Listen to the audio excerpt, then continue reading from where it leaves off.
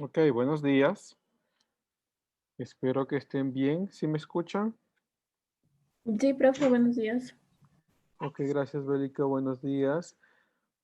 Mm, esperemos unos segunditos porque nos faltan todavía unas 5 personas. Ya ya se están añadiendo. Ok, espero que estén bien, que hayan tenido una buena semana. Espero que también ya estén haciendo la lectura. Recuerden que ustedes tienen ya un trabajo en el aula virtual. Me parece que tienen 10 días todavía para terminarlo. Eh, entonces, mm, recuerden esta parte, ¿no? Y hay que tener siempre consciente de que una gran parte de la información de las pruebas sale de las lecturas, ¿no? Ok, yo quería mostrarles antes de empezar clases una cosa que nos han pedido que hagamos para este semestre, que no es complicado, ya les voy a compartir, no es nada complicado, pero deben tomarlo en cuenta. Vamos a ver. Eh, Esta es nuestra aula virtual, ¿no? Ok, supongo que están viendo todos. Esta es la aula virtual donde estamos ustedes y yo como profesor. A ver, ¿qué pasó? Ok, entonces en la última parte, en el trabajo final que ustedes van a hacer, bueno, espérenme, les explico una cosa acá. Eh, ustedes ya tienen acá, bueno, toda la información del bloque inicial. Acá tienen su primera lectura que se llama Primeras Civilizaciones. ¿Sí? Entonces, esta es la lectura y este es el trabajo, ¿no? Entonces, ustedes van acá y ya cuando terminen el trabajo, no, 7 días, tienen todavía una semana. Lo entregan acá, ¿no? Em, entonces, es el trabajo y ustedes verán que ya están los otros trabajos también ahí. Acá están nuestras clases que hemos tenido, las 2 últimas clases. Acá está el Imperio Romano, que eso es ya déjenme ver, creo que era para enero. Mm, sí, es para enero 14, ¿no? Entonces todavía tenemos tiempo. Pero bueno, lo que les quería mostrar era la última parte, que es esto del trabajo final, ¿no? Entonces ustedes en el trabajo final lo van a poner acá, donde dice la unidad curricular 4.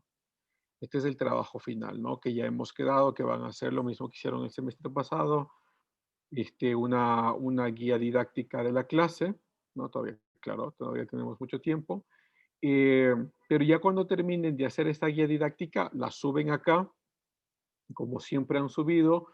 Si es que es muy pesado, claro, me subirán un documento con el nombre de todos los integrantes y el link de la nube, ¿no? Para yo poderla ver. Pero ya cuando terminen ese trabajo, tienen que llenar este, este formato que está acá, este que dice investigación formativa. Este formato lo deben llenar, es sí o sí, todos tienen que llenarlo. No es gran cosa, ya les voy a mostrar. Entonces se llama anexo 3. Se me ha bajado, espérenme, ya les voy a dejar de compartir esto para compartirles el formato.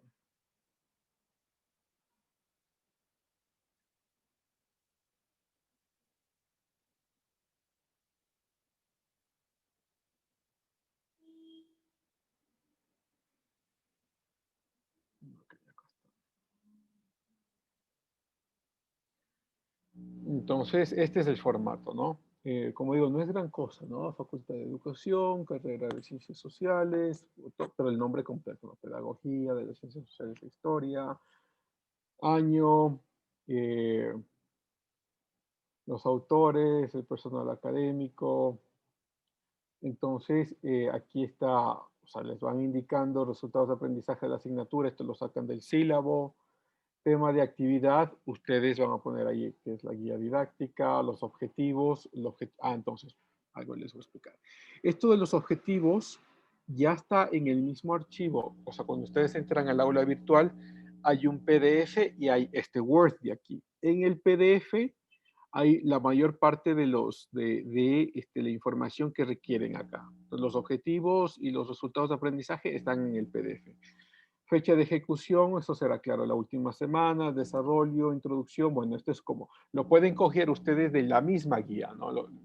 Y lo adaptan acá, un poco de introducción, un poco de la metodología, ¿sí? ¿Qué es lo que se ha hecho? Entonces pueden coger igual una parte de la guía y lo ponen acá. No tiene que ser todo, pero incluso, o sea, ponen ahí una parte de lo que ya han hecho en la guía, ponen también el link acá, sí, pues porque yo supongo que algunos trabajos son muy pesados, entonces no vamos a poder poner todo acá en el Word, entonces ponen una parte, pero sí van a poner la descripción como el link de dónde está todo el trabajo, ¿no? Los resultados y la bibliografía.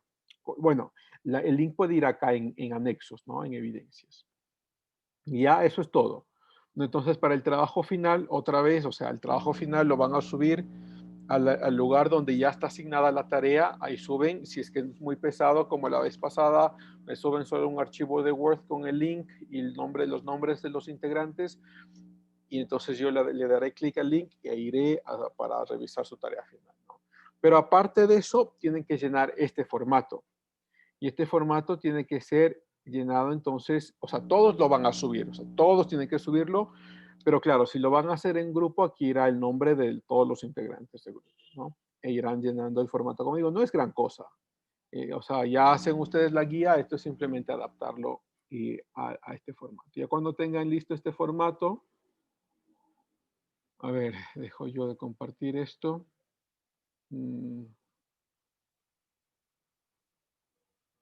Vamos nuevamente al aula virtual. Entonces, ya cuando tengan listo el formato, otra vez, ¿no? Esta es nuestra clase. Sí, este es el aula virtual. Al final, al último, donde dice investigación formativa, entonces acá está el trabajo final. Entonces suben el trabajo final acá. Y al último está investigación formativa, ¿no? Entonces yo les decía, este es el formato que ustedes tienen que llenar y este es la información. Entonces ahí ustedes bajan el PDF y ahí van a encontrar, es un PDF muy chiquitito, pero ahí están los objetivos, qué es lo que van a hacer y los resultados de aprendizaje, que es lo que necesitan sobre todo por la primera parte. Y suben, ¿no? Suben como siempre han subido sus tareas. ¿Ok?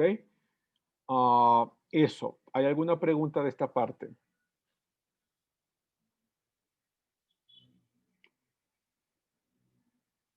Está clarísimo.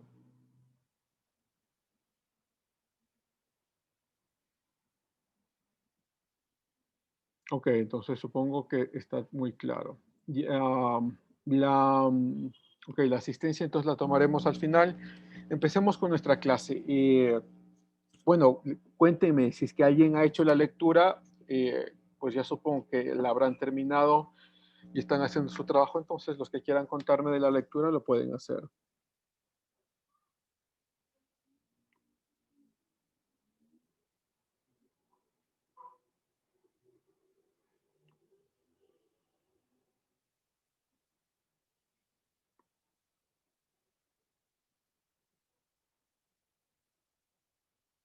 Ok, entonces nadie ha hecho la lectura, no tenemos participaciones hoy. Sí, buenos días, profe. Hola Adriana.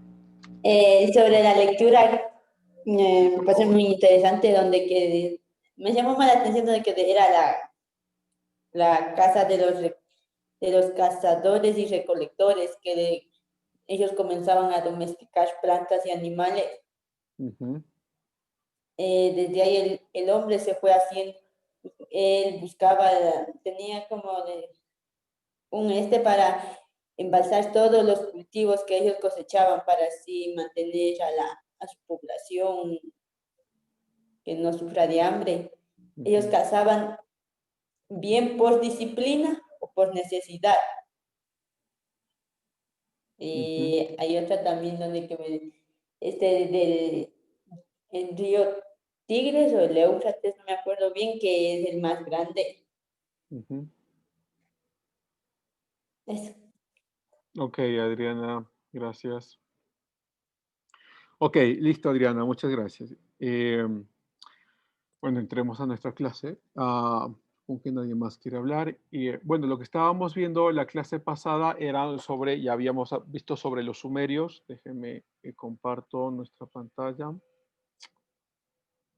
Denme un segundito.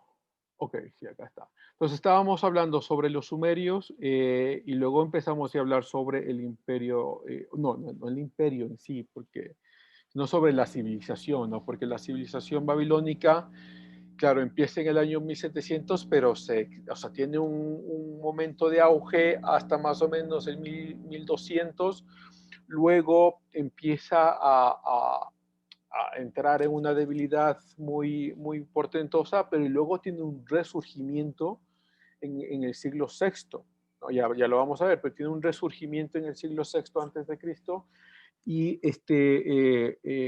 lo que muestra que esta civilización lo que hizo fue, o sea, no es que desaparece per sí, ¿no? Los caldeos no desaparecen, sino que es una civilización que tiene altos y bajos y luego serán conquistados por los persas y demás, pero ok, ya lo veremos. Entonces, nos habíamos quedado sobre, en una de las, quizá de los aportes más importantes que tiene esta civilización, es sobre el código Hammurabi. Ahora, solo para ponerlo ahí también como un poco de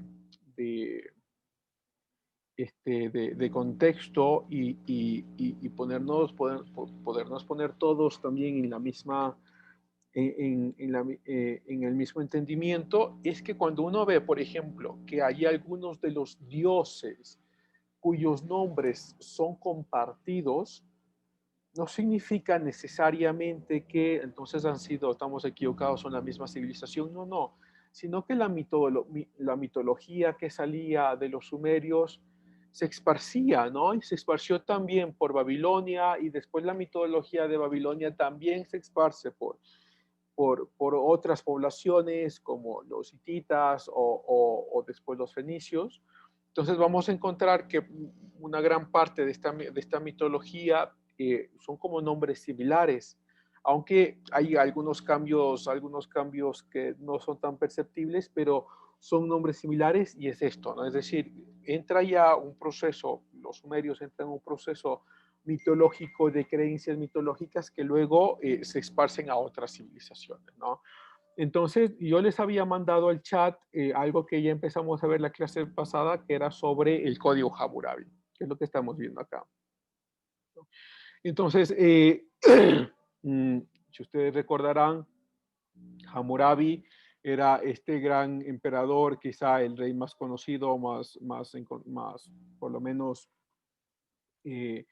más recordado de esta civilización babilónica, y que vive en el año 1700 antes de Cristo, cuyo principal aporte es el código Hammurabi, que es un código que pone una reglamentación sobre las actividades que va a tener esta civilización, este imperio, sobre los castigos que vamos a imponer, ¿no?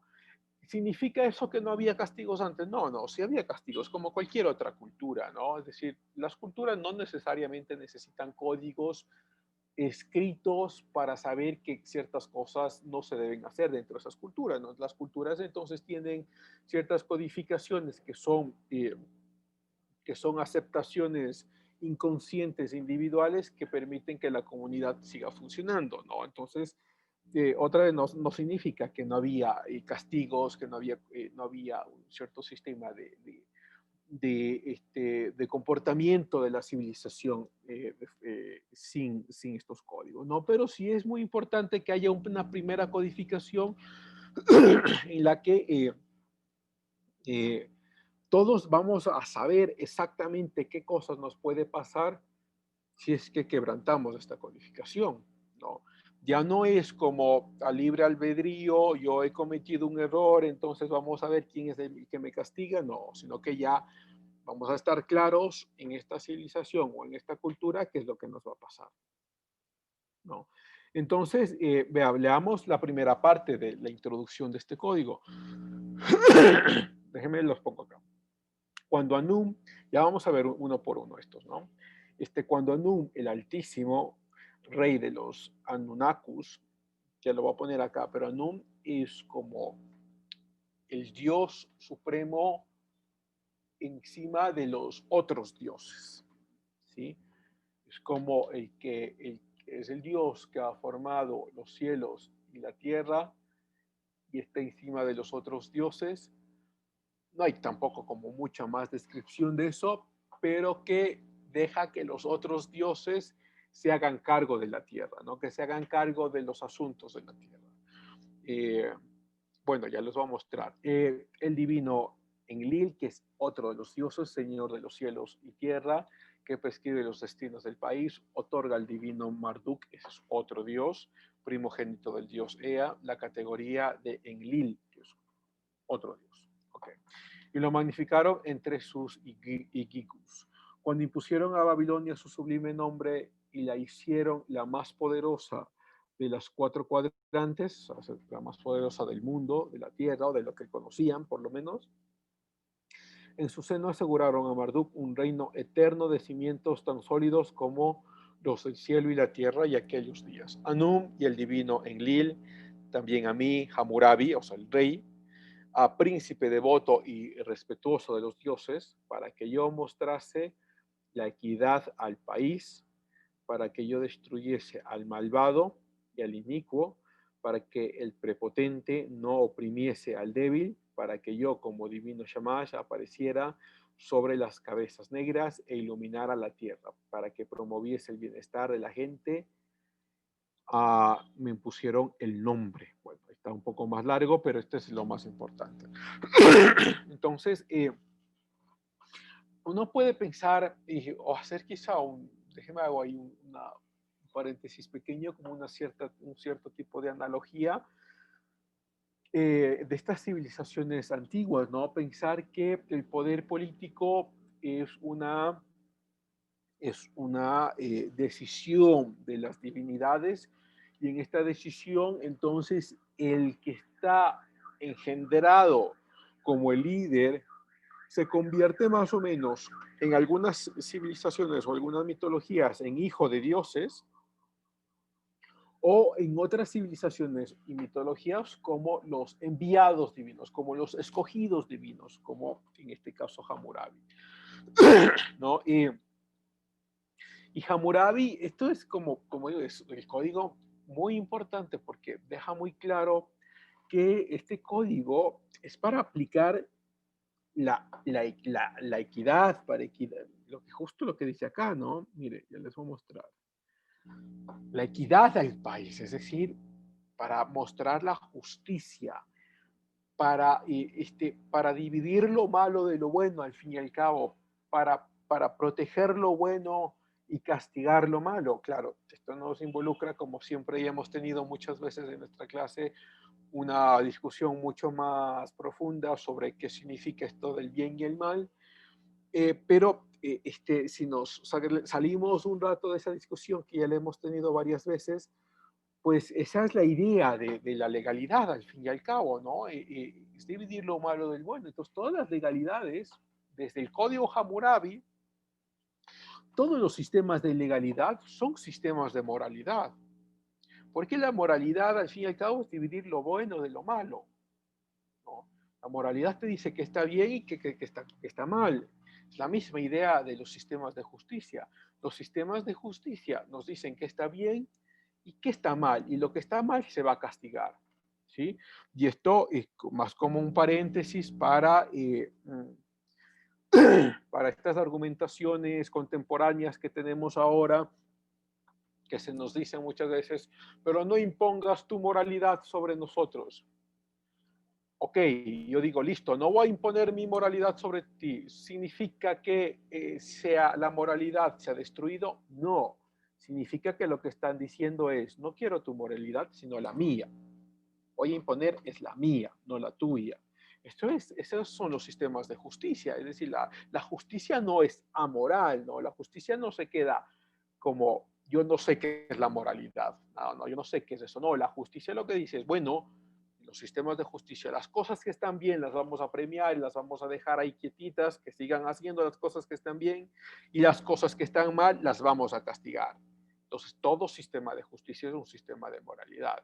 Y eso es lo que nos está mostrando acá Hammurabi, al fin y al cabo, con el primer código o el código más importante conocido, o uno de los más importantes conocidos dentro de las primeras civilizaciones, ¿no? Es la equidad al país. Es decir, vamos a mostrarles qué cosas están bien y qué cosas están mal. Ok, entonces, aquí ustedes ya tienen ahí el código, lo podrán leer con detenimiento si es que quieren. Denme un segundo. Ok, pero Profe, perdón que sí, interrumpa, yo tengo una consulta. sí, Carmita. Buenos días con todos. Profe, disculpe, ¿por qué se le llama código y no ley? Una codificación hasta ahora es un conjunto de leyes, Carmita. Entonces, por ejemplo, lo que tenemos ahora, ¿no? El Código Integral Penal. Es un conjunto de leyes que abarca las penalidades contra, penales son contra los crímenes, ¿no? Es decir, contra los, como los asesinatos, las violaciones, los robos a mano armada, esos son los crímenes. Entonces, eso es Carmita, es decir, la codificación o el código es un conjunto de leyes. ¿Ok? Ok, entonces, habíamos revisado ya, me parece que la semana pasada, yo les había leído o les había traducido porque lo tenía en inglés, el 25, ¿no? Si en la casa de un hombre hay un incendio y algún hombre que había venido, bueno, aquí tengo que poner una pausa, porque esta traducción, claro, es una traducción también muy contemporánea, pero el original es un hombre libre. ¿Qué quiere decir un hombre libre? No todos eran libres, habría esclavitud. Entonces estamos hablando solo que la codificación era para los hombres libres. Y por ello es que uno puede encontrar también leyes que cuando se matan a esclavos hay una penalidad porque los esclavos eran considerados también como propiedad. ¿Sí? Entonces, vamos a ver. Ya lo habíamos leído, ¿no? El 25. Si en la casa de un hombre hay un incendio y algún hombre que había venido a pagarlo desea algún objeto y se queda con el objeto del dueño de la casa, ese hombre será quemado en el mismo fuego. O sea, lo que habíamos dicho acá, ya tenemos una concepción muy clara de la propiedad privada. No, entonces esta idea a veces un poco ridícula de que es que la idea de propiedad privada se crea con el capitalismo, con la edad contemporánea, con la industrialización. No, esto lo encontramos en las primeras civilizaciones. Algo es mío y si robas algo que es mío, hay una penalidad. ¿No? Lo mismo uno pudiese decirlo más o menos como en el caso de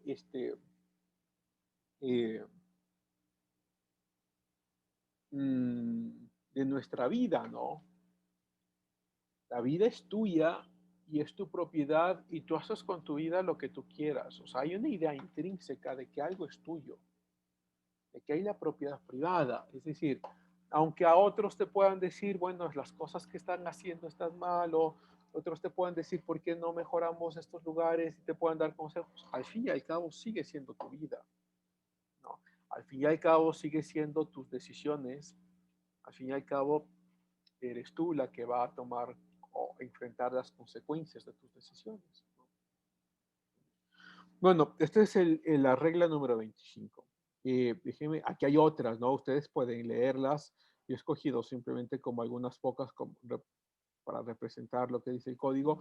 Para muchos el código Hammurabi es muy fuerte, ¿no? Algo que creo que Tommy, alguno de ustedes también lo había dicho en la clase pasada. Es como que los castigos son muy fuertes.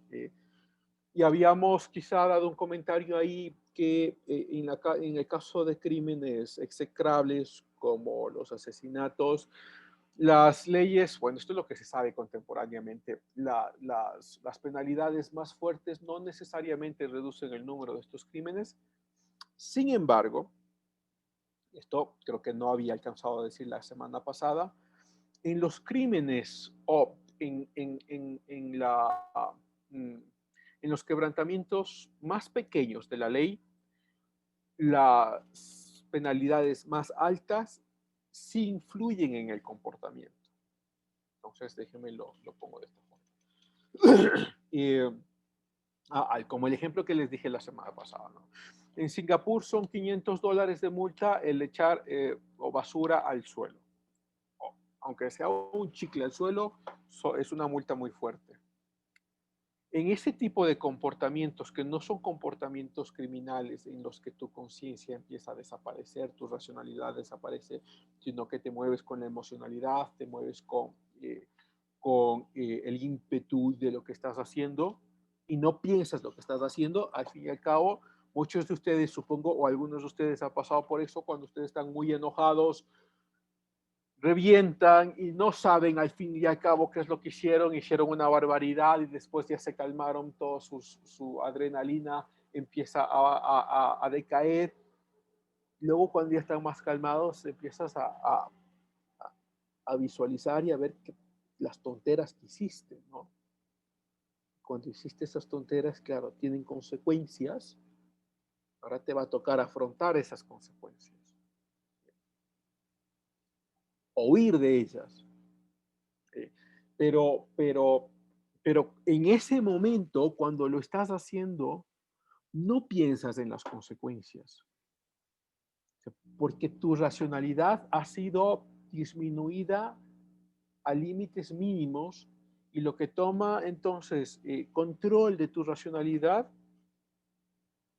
de esto hay escrito muchísimo, ¿no? Lo que se conoce como inteligencia emocional.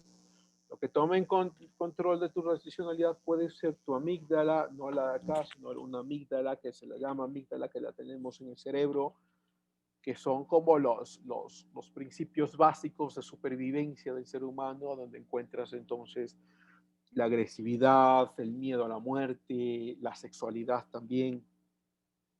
Toma control de tu racionalidad, no recuerdas, y si recuerdas, lo último que vas a pensar es cuáles son las consecuencias de lo que estoy haciendo, porque tu racionalidad ha disminuido, ¿no? Y entonces, en ese tipo de situaciones, aumentar la penalidad no influye sobremanera, porque tú cuando estás cometiendo ese tipo de crímenes, no estás pensando, a ver, espérate, me van a dar 10 años, no, ahora me van a dar 15. O no dices, no, ahora me van a dar 25 años. Pero no, no piensas en esas cosas. Lo último que quieres pensar. Pero sí influye mucho en los quebrantamientos mínimos de la ley. Como por ejemplo, lo que les decía, botar basura. Tú ya sabes que o lo haces una vez y dices, boté la basura, toma, aquí está tu multa, $500. Y te duele tanto que la próxima la vas a pensar muchísimo.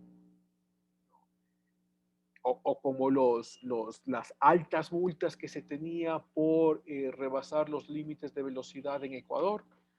Ustedes recuerdan que mucha gente salió a protestar hace algunos años porque las multas eran altísimas. Yo recuerdo en Ambato habían multas, gente que debía $1,000, $1,500 por multas de tránsito, ¿no? Entonces, tú cuando ya vas por Ambato, inmediatamente reduces la velocidad, no quieres que te den una multa de esas, entonces, pero hay muchos que quiebran, sí, siempre va a haber muchos que quiebran, pero la idea es que sí tiene un mayor impacto en este tipo de quebrantamientos mínimos de la ley, tiene un mayor impacto, una mayor penalidad que en los crímenes execrables.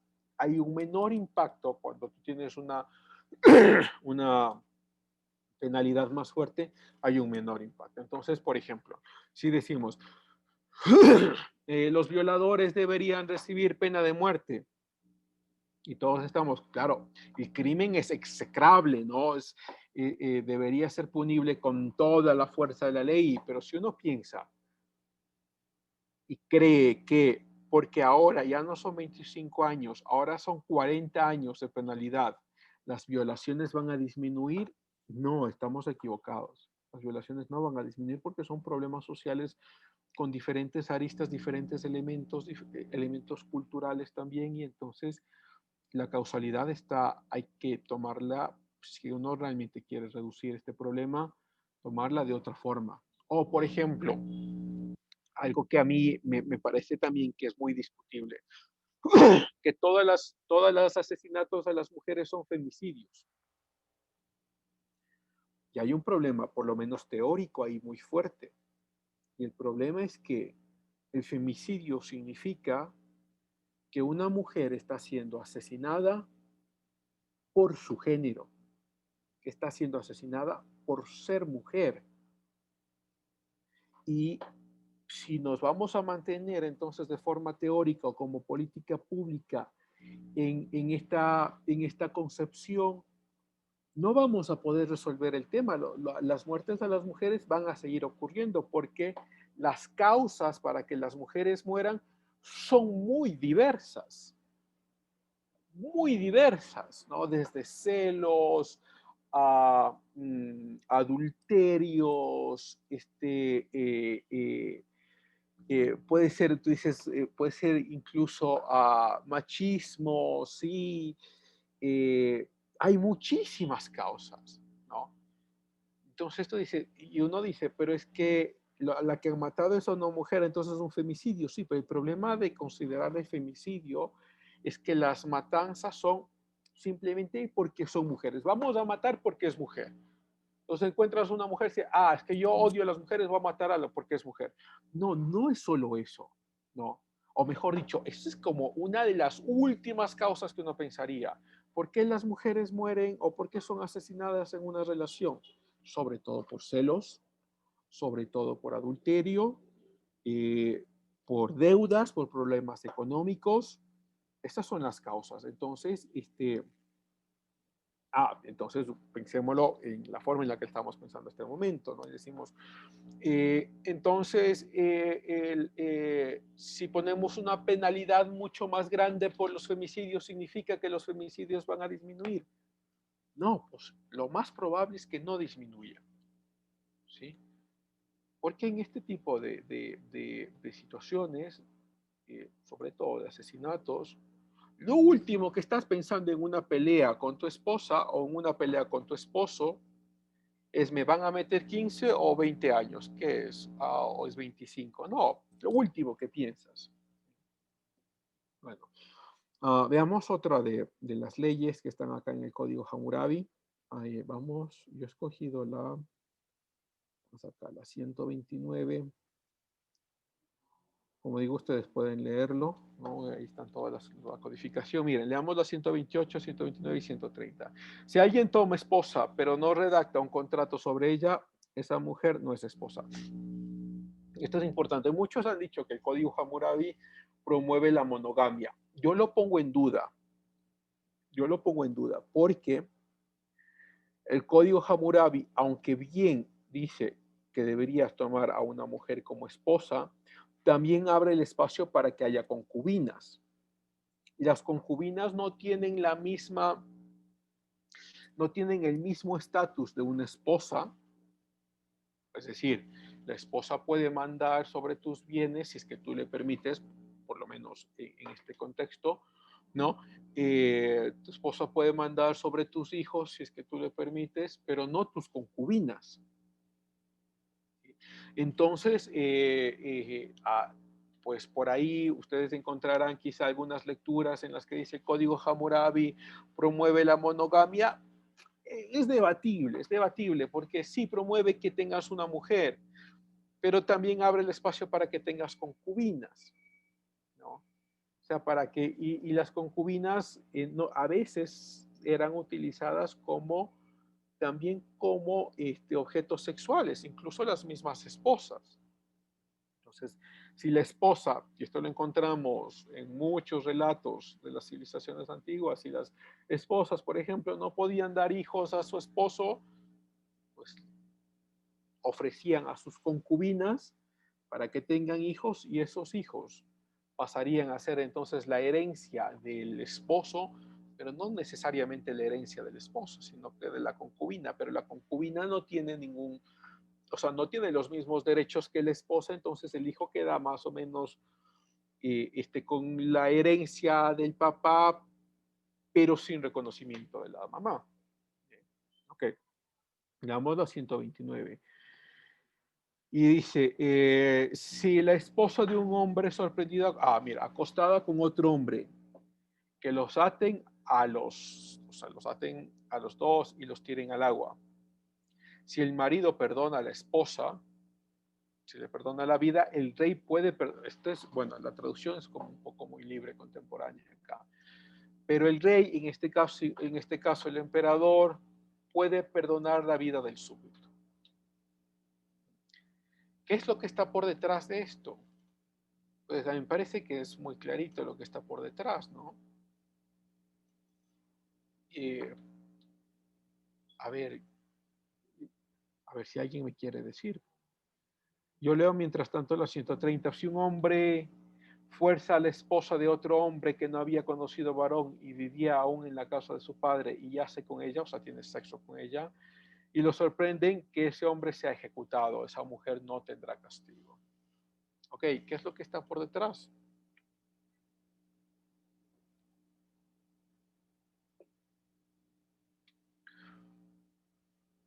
Bueno, lo diré yo mismo. Ustedes están.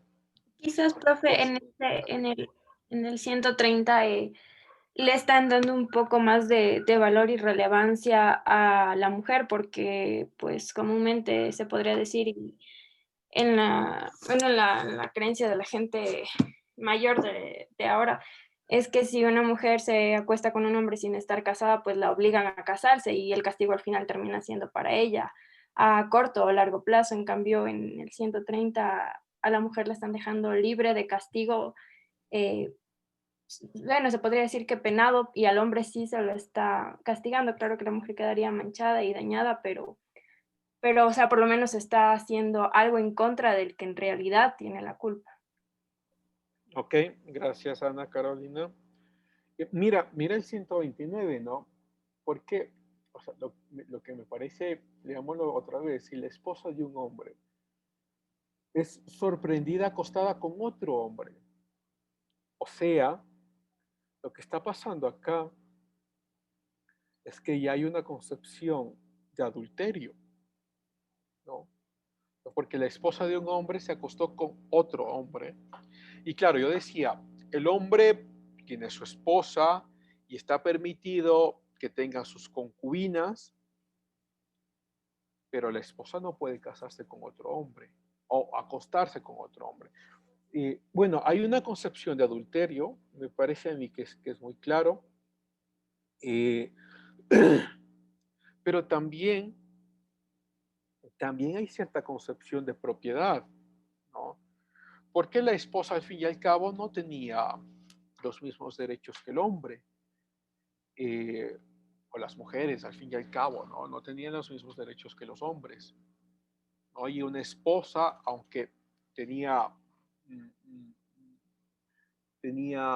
un alto espacio para la toma de decisiones, pero de cierta forma seguía siendo parte de la propiedad del hombre, ¿no? Entonces, sí hay, me parece a mí que por un lado no se puede encontrar ahí una suerte de una idea de adulterio, pero también puede encontrar cierta idea de propiedad, ¿no? Leamos, bueno, el 130 que ya lo leímos, dice, si un hombre fuerza a la esposa de otro hombre, mira, esto es el adulterio, otra vez, pero en el caso del 129 da a entender que esto es consentido, ¿sí? O sea, la mujer quiere acostarse con el otro hombre. En el caso del 130 no es consentido, es una violación. Entonces, esto es interesantísimo. Porque dice, si un hombre fuerza a la esposa de otro hombre que no había conocido varón, es decir, que esta esposa era virgen, no se había acostado. Cuando uno dice no había conocido varón, eso en los escritos, sobre todo en las primeras civilizaciones, es que no había tenido sexo y vivía aún en la casa de su padre y yace con ella, es decir, tiene sexo con ella. Es decir, aquí hay dos problemas, ¿no? El primer problema, que es un problema de violación, y hay un segundo problema, que tú sí puedes ver que estas civilizaciones tenían un alto aprecio por la virginidad, ¿no? Y lo sorprende, estoy en el 130, que ese hombre sea ejecutado. Esa mujer no tendrá castigo, claro, porque no es culpa de ella. Bueno, por lo menos lo estamos viendo de forma contemporánea, de cierta forma, pero claro, ahí tenemos, como digo, dos principios. Bueno, ¿por qué estamos viendo esto y nos detenemos un poco en esto? Porque a veces creemos que, bueno, quizá tenemos las dos concepciones muy extremas, ¿no? Por un lado, a veces creemos que estas civilizaciones antiguas eran divinas, ¿no? Que eran ancestrales, todo era sagrado, todo era omnipotente, no había maldad, todos vivíamos en un paraíso. Eso no es verdad. Había muchísimos problemas en las civilizaciones antiguas de Mesopotamia como en las civilizaciones antiguas de América. O sea, no es que eran personas sagradas, todo. Claro, acá siempre todo lo que decimos acá con las culturas, todo es sagrado y cuando le ponemos la palabra sagrado no podemos topar nada, no hay como criticarlo porque todo es sagrado, ¿no? No, las culturas eran horribles, pasaba de todo, ¿no? Entonces tenemos, o sea, por un extremo pensamos que eran sagradas y entonces no podemos criticarlas, pero también podemos tener el otro extremo, de decir, estas culturas eran horribles, no tenían ningún tipo de legalidad, eran unos animales, se comportaban como bestias, todo, tampoco, eso es mentira, ¿no? Entonces lo que podemos ver es que estas codificaciones nos muestran, o estos códigos nos muestran que tenían muchos problemas, pero también tenían una suerte mm, de percepción, de visualización de ciertos principios que son castigables, ¿no? O sea, me estoy refiriendo dentro de su percepción, como por ejemplo el adulterio, que es castigable. Uno dice, pero el adulterio contra el hombre también debe ser castigable. Sí, o sea, ya lo estamos viendo de forma contemporánea, ¿no? Pero si nos adentramos a la civilización que estamos estudiando, uno puede decir, bueno, o sea, sí se puede notar ahí ciertas ideas que son castigables como el adulterio, ciertas ideas que son castigables como por ejemplo el robo, ¿no? O la violación. Y también podemos decir, también podemos ver que hay ideas que son como plausibles, que para estas civilizaciones son como que deben mantenerse de forma, deben cuidarse de forma de forma muy fuerte, ¿no? Como por ejemplo la virginidad, como por ejemplo la propiedad privada, la vida de las personas, ¿sí? Déjeme, pasemos a otro para no demorarnos tanto. Yo había escogido el 209. Acá está. Ok. 209 y luego, bueno, podemos leer hasta el 211, ¿no?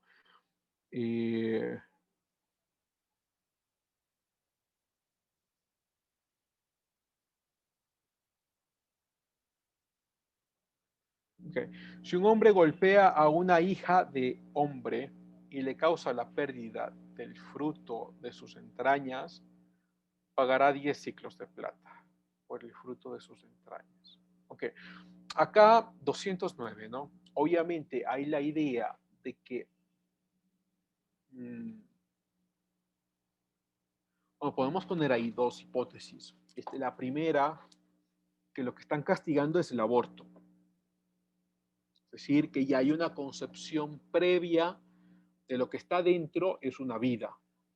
Y si es una vida, entonces debe ser castigada si esa vida se pierde.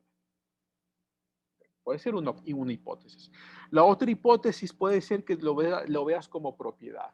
Y dices, bueno, lo que está dentro es mío, o sea, me refiero yo como padre, como esposo, lo que está dentro es mío y Y entonces, como has hecho que yo pierda algo que es mío, tienes que pagar. Se ha visto como propiedad. Ahora, ¿hay un problema con las dos hipótesis? Sí. El problema es que si lo vemos como propiedad, no sabías si es que lo que ibas a tener era una niña o un niño, ¿no? Porque dice, si es que era una niña, las hijas tenían entonces como mujer menos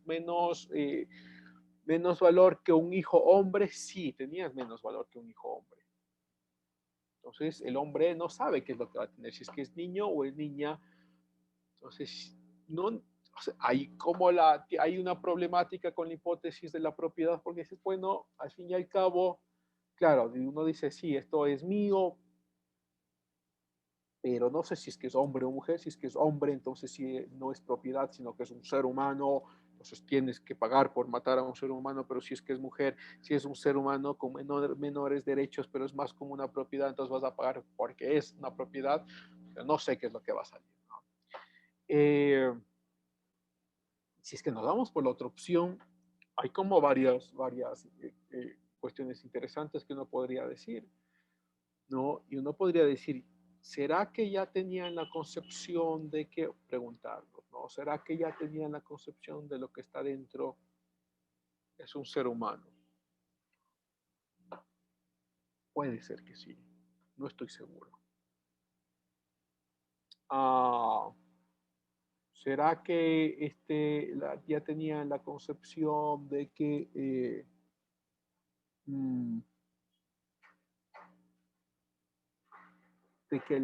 la vida de un ser humano tiene que ser protegida? Ana Carolina.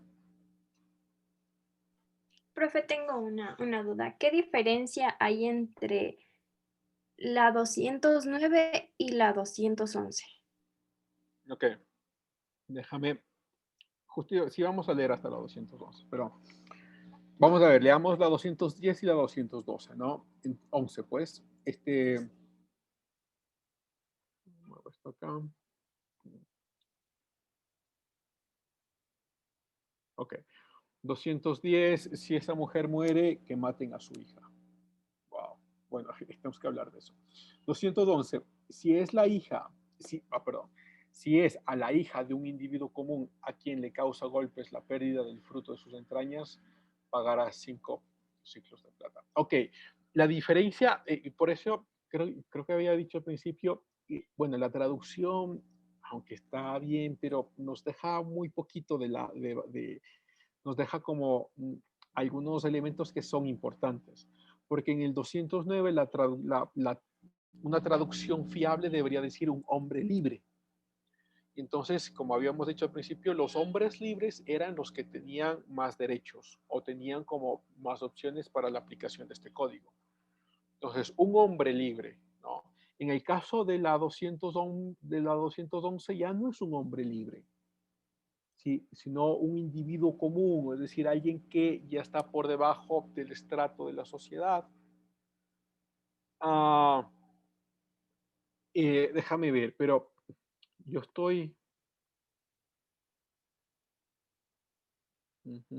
Déjame veo yo el original porque lo tengo acá al ladito. Como no, a veces esta traducción no me gusta mucho.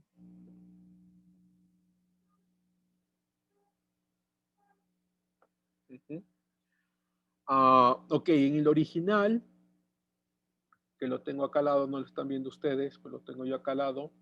En el original dice que si por un golpe le causa el aborto a una hija o el miscarriage, como la pérdida de su hijo por un golpe, pagarás los 5 shekels, ¿no? Los 5 ciclos de plata. Lo que está diciendo en el original, o como yo entiendo el original, es que no tenía la intencionalidad de producirle un aborto, sino que le golpeó a la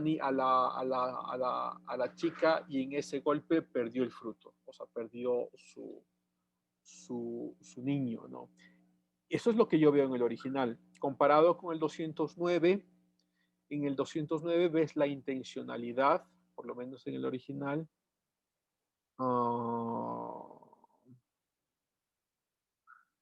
Ajá, la intencionalidad de que ese niño se pierda. Es decir, déjame lo pongo así. Tú entras entonces a la casa de tu amigo y empieza una gresca con tu amigo y en una suerte de defenderte, pero estás también peleando, coges un cuchillo y lo matas. ¿Es eso lo mismo que si tú entras a la casa ya con la intencionalidad de matarlo, no hay una gresca, pero ya coges el cuchillo y lo asesinas? El resultado pareciera ser el mismo. Al fin y al cabo, tu amigo ha sido asesinado, pero en el un caso no hubo una intencionalidad previa, en el segundo caso sí. Lo que hace nuestra legalidad es que castiga la intencionalidad previa. Tú ya entraste con la intencionalidad de matar a esa persona, entonces te dan un castigo mucho mayor. Y eso pasa ahora, todavía pasa. O sea, y uno puede decirlo, también pasaba antes. Es decir, que hay una concepción muy interesante de la intencionalidad. ¿Qué intención tenías por detrás del crimen? Dices, bueno, es que no fue mi intención atropellar a esta persona. Claro, el castigo es menor que si tú sales con tu carro con la intención de matar a alguien. Bueno, eso es, Ana Carolina, lo que puedo ver. Ok. Vamos, voy a cerrar esto. Y les voy a... No sé, ¿tienen ahí alguna pregunta o algún comentario del código Hammurabi? No. Listo, buenos días, ¿cómo están? Hola, Adrián. Mina quiere decir moneda, algo así. Los shekels, los Mina. ciclos. ¿Dónde Ahí dice estaba mina. Mina? Ajá. Estaba Mina ahí, déjame abrir. Sí, mina. Ahí. O sea, me suponía que era ¿En qué moneda. artículo? Igual en todos las reglas se encuentra minas, así. Ahí está mina. Un tanto porcentaje de minas tendría que pagar. Déjame, lo abro y lo vemos, ¿ya?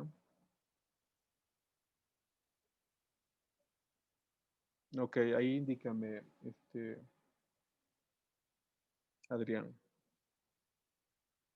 En el 112 dice, si una mujer muere, pagará un medio mina de plata. Ya, Código sí. Mina, sí, ok, listo. Es una, no, no es como moneda, bueno, es que hay que explicar mucho, las monedas no es lo que conocemos ahora como moneda, ¿no? Una moneda podía ser algo muy grande, hiciera sobre todo en estos lugares de plata, lo que tenían era una cosa grande, de plata, y incluso con el rostro del Hammurabi ahí, ¿no? Entonces, sí, entonces tienes el ciclo que era más grande, luego tienes monedas más pequeñas con diferentes nombres, ¿no? Entonces, uno de esos nombres es la mina. Entonces, tienes una media de mina, un tercio de mina, pero sigue refiriéndose a un específico tipo de moneda, ¿no?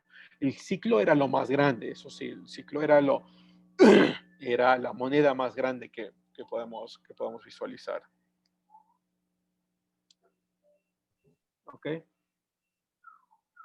Ok, ok, ok. Ok, Adrián, gracias. Dejo de compartir esto y quiero compartirles, espérenme un segundo, pues para tenerlo presente, ¿no? Cuando estábamos leyendo al principio del código, ahí está, lo tenía para ustedes, ¿no? Anum, que eran de los dioses, ¿se acuerdan que estábamos revisando al principio del código? Esto pueden anotarlo, lo pueden tener con ustedes, que es importante, ¿no? Entonces, en la mitología de Mesopotamia habían tres dioses. Bueno, el Anum era el mayor de los dioses, no era el que tenía el poder sobre los otros, pero la triada, es decir, hay dos dioses menores, ¿no? Enlil y Enki, los que están acá, ¿sí? Que son parte de la triada. ¿Significa esto que es mira, pongámoslo de una forma, que es una aproximación al Dios del Antiguo Testamento? No, no. porque no son como tres dioses que se convierten en uno solo, no. Son tres dioses que están separados y uno que es mayor a los otros dos. ¿Sí? El Deus Otisus significa, en traducción al español, sería un dios ocioso, como un dios que simplemente hizo la creación, ya no me importa, hagan lo que ustedes quieran. Ahí están los otros dioses. ¿Okay? Acá está el Enlil, ¿sí? En el mundo sumerio es el... esto es lo que les decía, ¿no? Es que esta terminología viene de los sumerios, entonces no es de los babilonios, no, sino que desde la mitología de los sumerios se esparce a otras civilizaciones y entonces estas otras civilizaciones toman ciertas cosas, añaden otros dioses y demás, ¿no? Entonces, aparece en el código Hammurabi, que es parte de la civilización babilónica, pero Enlil y esta parte de la mitología de los dioses, claro, vienen de los sumerios, ¿no? En el mundo sumerio es el señor, perdón, del soplo del viento, es el señor de la atmósfera en términos generales. Enlil es un dios muy poderoso, considerado el señor de la tierra en la que los hombres habitan. Bueno, esto también se tiene una concepción algo parecida con lo que pasa en las concepciones andinas antes de la conquista, ¿no? Entonces tenías también tres estadios, un estadio que era el universo, otro estadio que es la tierra, en sí donde habitas, y otro estadio que es el inframundo, que es donde están los muertos. Pero claro, en la concepción andina todo es un renacer, entonces todo se mueve desde el inframundo, se mueve al estadio donde está el universo y luego volvemos a renacer y todo es como circular. Sí, entonces es la Pachamama, que es la tierra donde estamos, ¿no es cierto? O sea, la Pachamama sería todo, al fin y al cabo. Pero que se divide en estos tres estadios, ¿no? Entonces puedes encontrar como aproximaciones algo similares acá, ¿no? Enlil es el universo donde vivimos y en Enki, o el que está acá, Enki sería lo otro, ¿no? Es el señor de lo subterráneo, como del inframundo, ¿no? Donde están los muertos, y donde de cierta forma hay un tipo de renacimiento otra vez, ¿no? Algo similar. Y los perdón. Y lo que habíamos leído también ahí, los Anunnaki, ¿sí? Que son como un grupo, son los hijos de los dioses, que son como muchísimos dioses de ahí que están metidos, ¿no?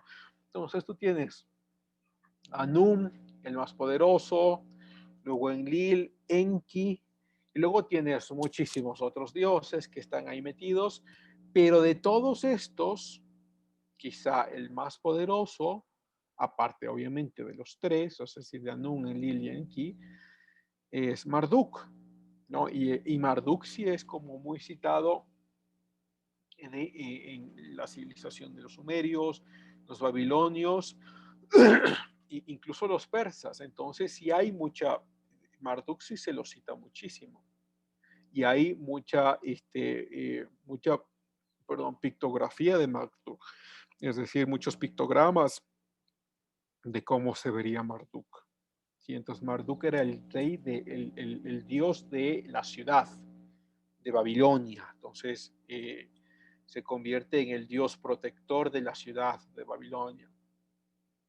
Tienes ahí toda la mitología, ¿no?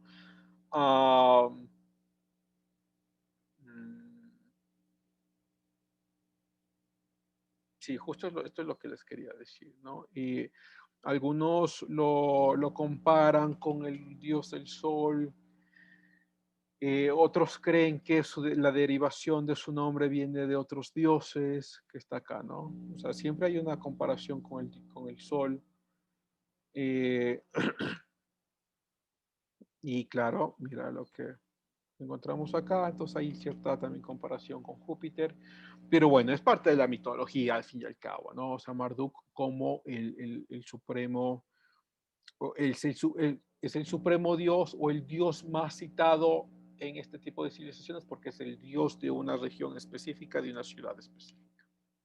¿Okay? Enki, bueno, Enki ya vimos, ¿no? Los Igigi, que también son dioses menores. Y bueno, entonces seguimos en Babilonia, ¿no? Déjenme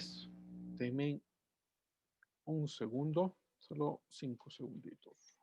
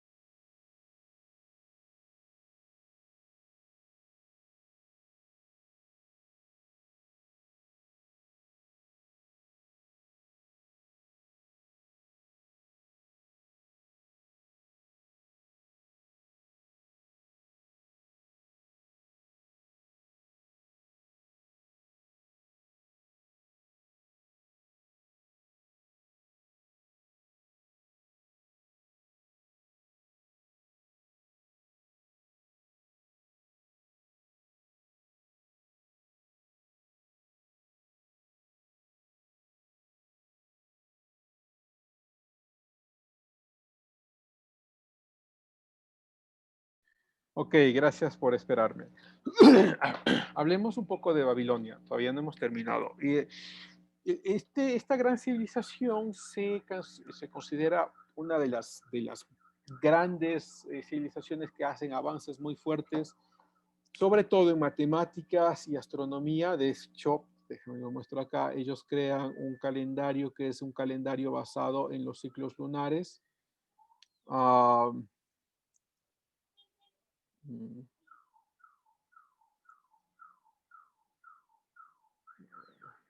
lo muestro acá. Ok, ahí lo pueden ir viendo. Que está basado en los ciclos lunares. Como ustedes podrán ver ahí, también tiene el mismo número de meses que tenemos actualmente.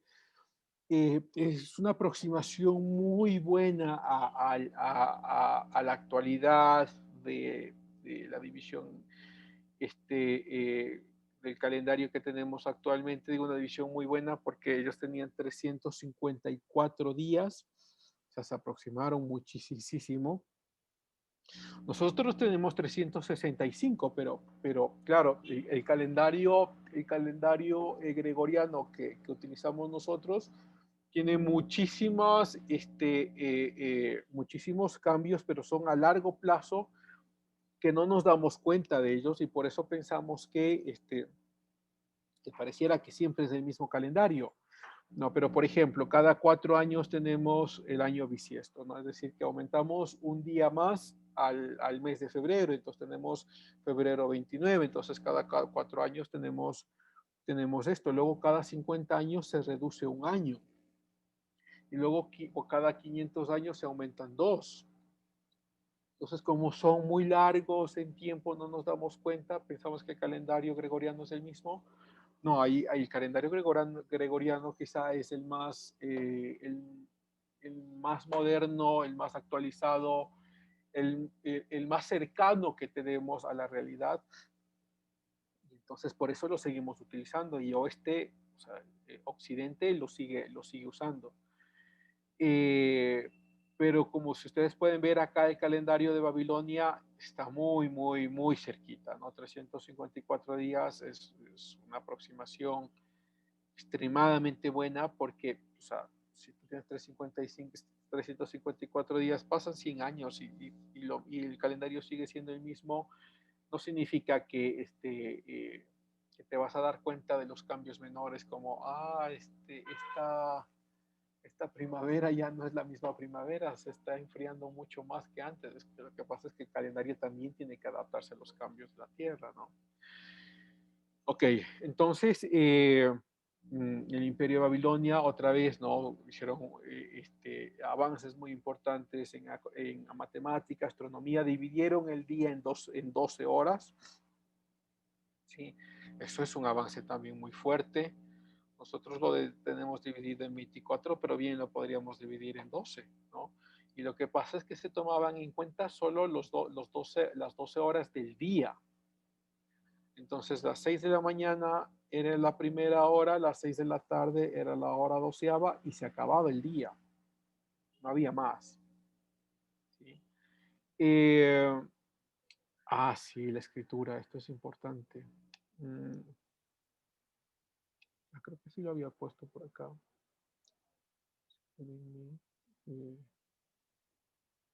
Me parece que sí lo había puesto por acá. Acá está, ¿no? Bueno, la escritura de los babilonios es una escritura, hay dos cosas que hay que decir que son importantes, que es una escritura cuneiforme. ¿Qué significa cuneiforme? Que se basan en cóncavas y en hundidos, es decir, que no es como coger un papel este momento y tú haces, ¿no es cierto?, escribes lo que quieras en el papel y lo que escribes está escrito y eso es. No. En el caso de escritura de los babilonios, era cuneiforme, es decir, que había cóncavas, significaban cosas. Si tú querías dar énfasis a algo, lo hacías a través de cóncavas. Entonces, si tú estabas hablando del rey, hacías una protuberancia mucho mayor que si hablabas de los hombres libres o si hablabas del resto de la población, ¿sí? O si hablabas del dios Marduk, hacías una protuberancia mayor, hacías una cóncava mayor de la iconografía de Marduk y el resto de la escritura seguía siendo mucho menor, ¿no? Entonces, esta escritura es muy, muy tradicional en los babilonios. También lo utilizaban los sumerios, pero mucho más los babilonios. Aquí tenemos algunos pictogramas. A ver, aquí hay como también un par de cosas que son importantes decir, que los lenguajes, en su gran mayoría, en principio, tendían a ser lenguajes iconográficos. Es decir, que tú representas lo que quieres decir. ¿Sí? Entonces tú tienes, por ejemplo, acá dice star, ¿no? La estrella. ¿Cómo escribes estrella? No lo escribes como, esto ya cambiará luego con los egipcios, incluso con los hebreos, que ya tendrán un alfabeto, sino que lo escribes iconográficamente, haces una representación de cómo se vería una estrella. Y entonces acá nos están dando cómo se escribía estrella en el año 3100, cómo se escribía estrella en el año 2400, cómo se escribía estrella en el año 700. Y miren, acá, bueno, esto es simplemente como ya el significado ulterior, ya hay una utilización de un alfabeto, pero lo importante de entender la escritura de estas civilizaciones era que era iconográfica.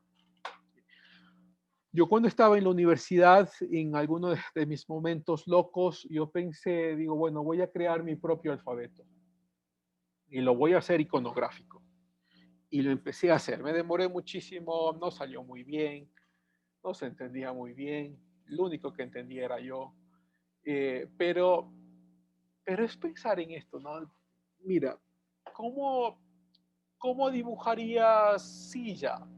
¿Cómo dibujarías computadora? ¿No? ¿Cómo dibujarías cancha de fútbol? Y pareciera que es como facilito, ¿sí? Me voy a la cancha de fútbol, voy a dejar ese mensaje a mi mamá, pero de forma iconográfica. Entonces, dices aquí, te dibujas tú caminando hacia la cancha de fútbol, que es como clarito. pero tiene muchas limitantes. Al fin y al cabo, ¿no? ¿Cómo dices, cómo representas el amor, la furia, el odio, la frustración? ¿Sí? Entonces ahí ya se empieza a limitar, la iconografía se limita muchísimo. Ah, ¿cómo dirías? Mm,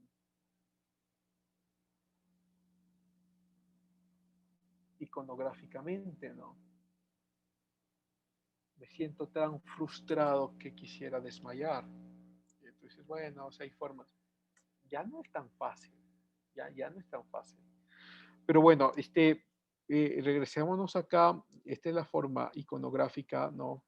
De la escritura cuneiforme de los babilonios. Ah, los babilonios se extienden en el tiempo, y esto es lo que estábamos pensando, viéndolo acá, se extienden en el tiempo hasta más o menos el año 1500, donde son destrozados por otra civilización que son los hititas, que ya lo veremos.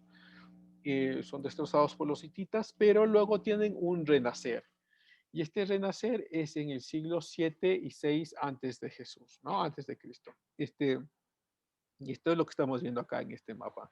Y en este renacer sí viene como el gran imperio, porque lo otro, a pesar de que sí era imperio, es más una civilización que un imperio. O sea, si era un imperio, claro, tenía su extensión.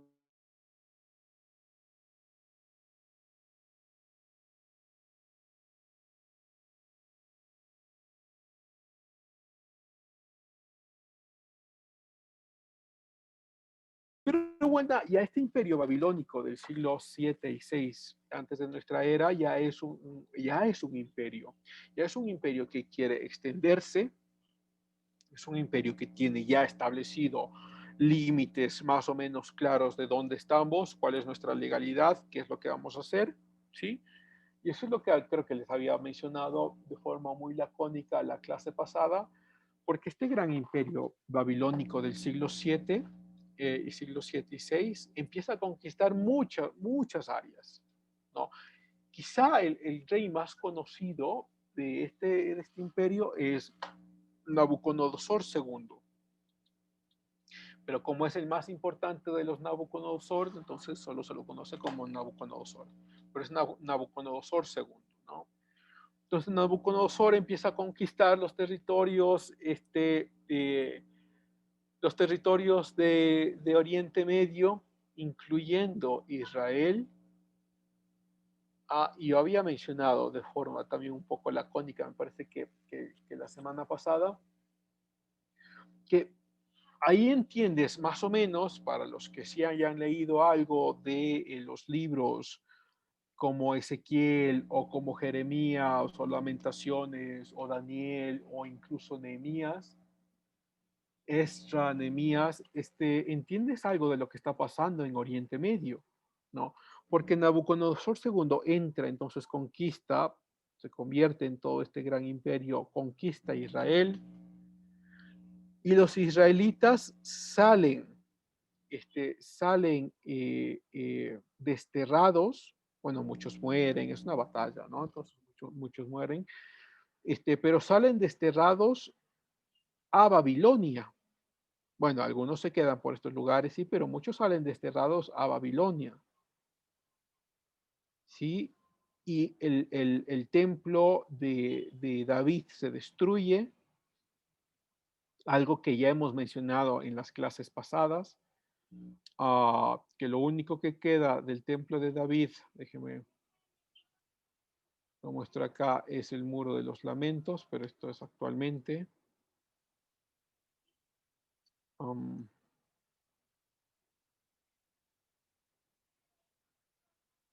Bueno, esto ya lo hemos visto, lo vimos creo que la clase el semestre pasado, ¿no? Todo esto era el templo de David. Bueno, déjeme hago ahí un pequeño recuento histórico, ¿no? Esto es el templo de David, hacia donde estaban los israelitas.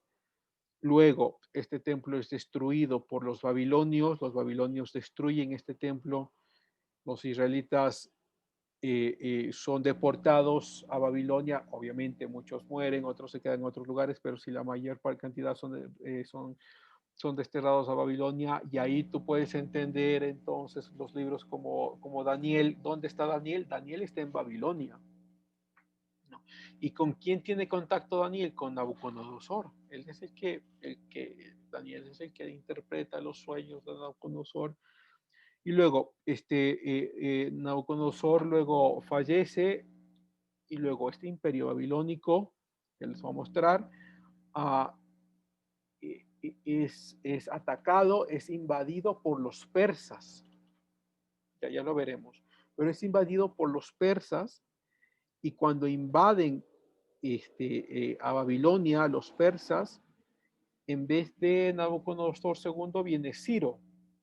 Y Ciro abre el espacio para que Esdra y luego Nehemías migren, regresen a Israel y reconstruyan el templo.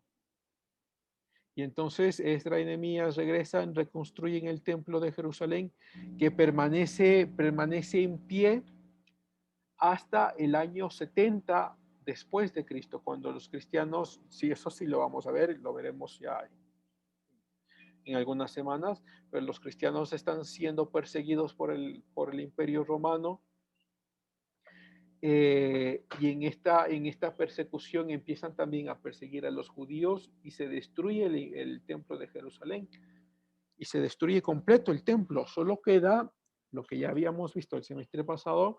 Lo único que queda es un muro pequeño, bueno, no es tan pequeño, pero queda un muro, solo un muro de la parte occidental del templo, que es este muro que está acá, que los judíos hasta ahora se siguen acercando a este muro a hacer sus oraciones, porque claro, el templo de Jerusalén era donde se encontraba, y cuando David había construido este templo, y luego Salomón lo terminó, era donde se encontraba el Arca de la Alianza, donde estaba el pacto de la alianza, es decir, las tablas que Moisés había dado al pueblo judío.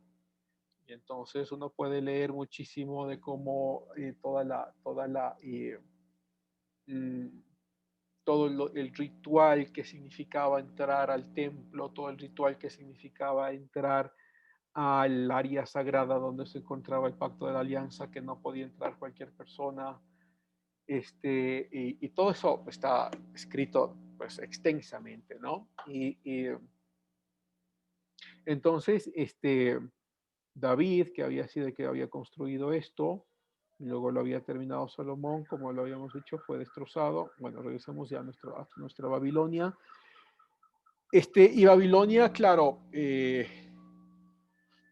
también influye al pueblo israelita, tanto así que muchos de los nombres que empiezan a tener los israelitas son nombres babilónicos, que son nombres que vienen de Babilonia, ¿no? Y luego, como habíamos dicho, no creo que lo había puesto acá, pero lo buscamos rápidamente.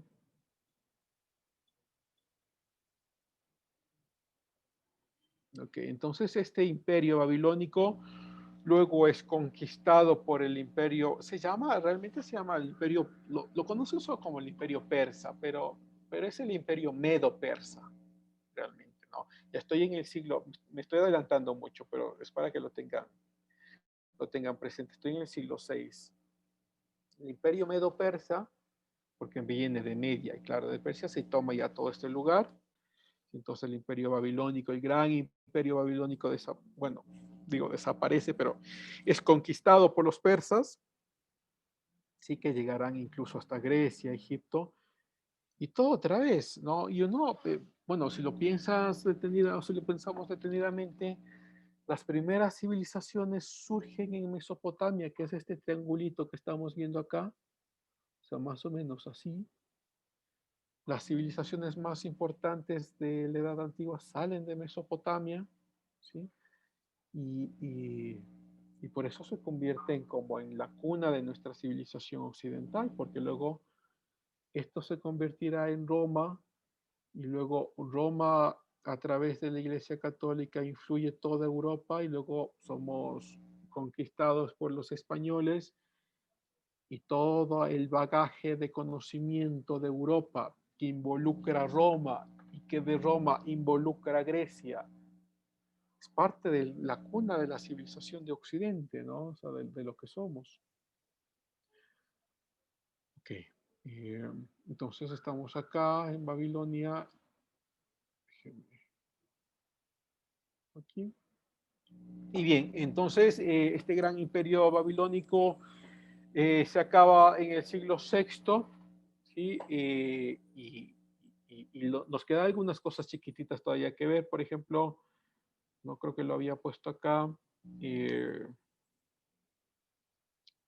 Eran grandes agricultores, también eran grandes, habían construido grandes construcciones arquitectónicas. Una de ellas, claro, no es que tenemos nada de esto, sino tenemos vestigios muy chiquititos con los que se ha intentado tener una idea de cómo era Babilonia, porque esto fue destruido por los persas. Cuando los persas vienen a Babilonia, destruyen la ciudad de Babilón, la destruyen y lo único que nos dejan son como vestigios muy chiquititos de los jardines colgantes. Entonces, por eso lo que vemos acá son simplemente como gráficos de cómo pudieron haber sido, ¿no?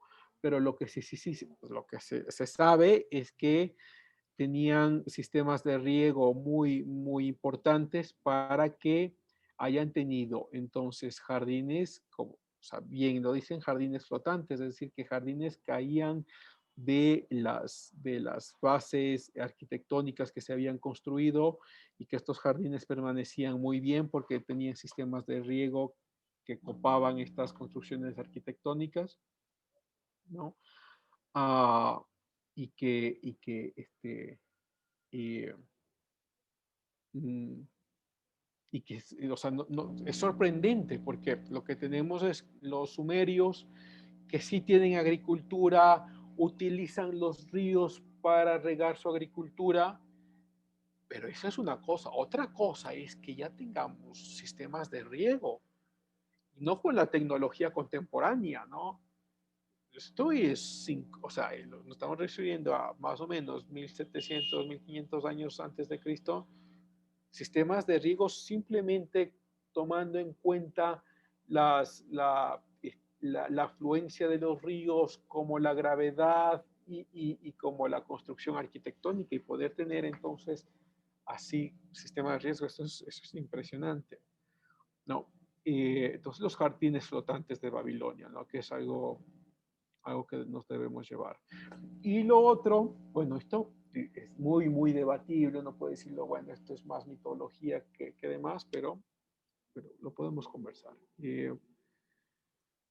Algunos creen que la historia de Babel sale de aquí, sale de Babilonia, y que sale en el tiempo en el que los judíos habían sido conquistados por Babilonia. Puede ser. Otros creen que es una historia mucho más antigua, que es una historia que sí habla de Babilonia como civilización, pero no del imperio babilónico del siglo VII, sino de la civilización babilónica anterior. No tenemos vestigios de esto, es decir, no tenemos, bueno, quizá estoy exagerando, no es que no tengamos, hay ciertas hipótesis de algunas excavaciones que se han hecho que donde podría estar, pero como digo, es muy debatible, ¿no?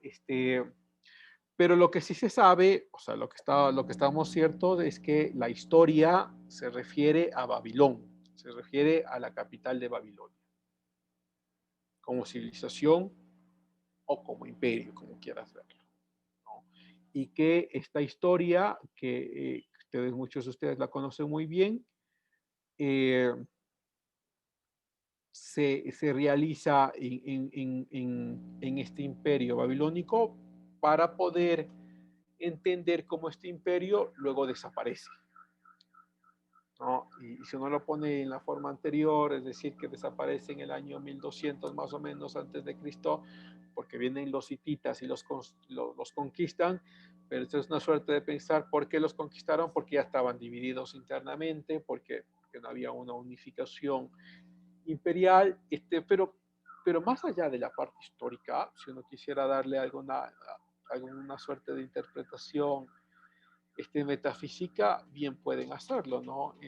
Lo que habíamos hablado antes, creo que sí, fue la primera clase sobre la construcción de valores y cómo la construcción de las pirámides nos llevan a pensar que quién es el último, quién es el primero, quién está el último de la pirámide, es Dios o lo que consideramos que es Dios.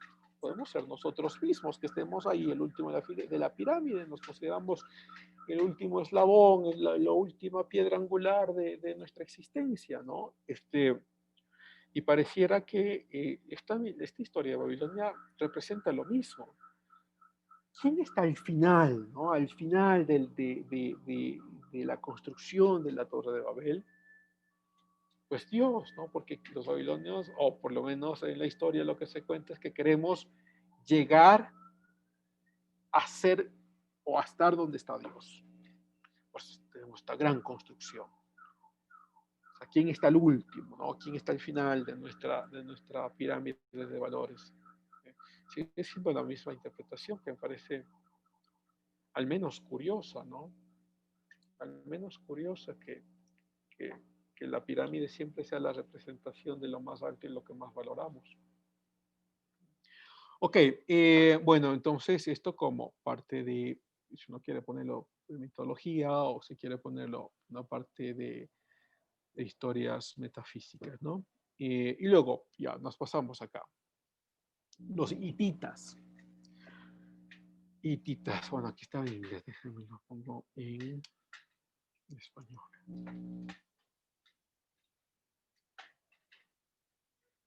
Deme un segundo, ahí está. Bueno, mientras lo vamos viendo ahí, les voy contando. Ok, entonces los hititas aparecen más o menos en el año 1700 hasta el año 1200, es aproximado todos estos años, en Turquía. Sí tenía yo me parece que sí había yo encontrado un mapa. Entonces, no lo muevo mucho para que lo puedan ver. Pero esto es Turquía, ¿no? Esta parte de acá, la Anatolia, lo que se llama anteriormente. Esto es Turquía, que es un país, me estoy moviendo mucho, un país musulmán. Sí, déjenme lo muestro un poco más. Acá está Jerusalén, ¿no? Acá está Israel. Acá estamos mostrando el mapa actual, ¿no? Para que podamos entender luego dónde estaban los hititas. Acá está Siria, Irán, Irak, ¿no? Acá está Turquía. Y si uno quiere, si uno quiere entender un poco más qué parte del mundo estamos hablando, pues ya la parte occidental, acá está Europa, ¿no?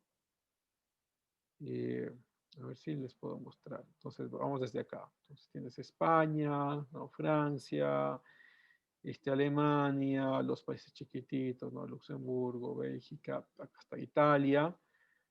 Hasta aquí, ¿no? Más o menos hasta acá es Occidente. Esta parte de aquí donde está el mouse, esto es Occidente. Claro, este es Occidente, ¿no? Y acá donde se construyó el muro de Berlín y que nos separa, son dos civilizaciones algo parecidas, ¿no? Pero bueno, esta parte ya es Oriente, por esto esta parte acá es Oriente Medio, ¿no? Que son la unión de las dos. Pero bueno, tiene su... Perdón, es que el mapa se mueve muy rápido. Bueno, Rumanía, Bulgaria, Ucrania, ¿no?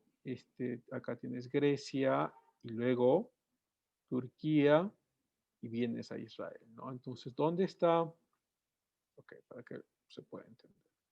¿Dónde están los hititas? Ok, entonces los hititas están en la mayor parte de, de lo que es Turquía ahora. ¿Sí? Mira, les voy a mostrar otra vez. ¿Dónde estaba el mapa? ¿Sí? Mira, todo esto es Turquía hasta acá. Sí, acá está Siria, Irak. Ok. Y nos vamos acá. Entonces todo lo que está, esta parte que está acá es Turquía. Entonces los hititas se toman la mayor parte de lo que hoy es Turquía.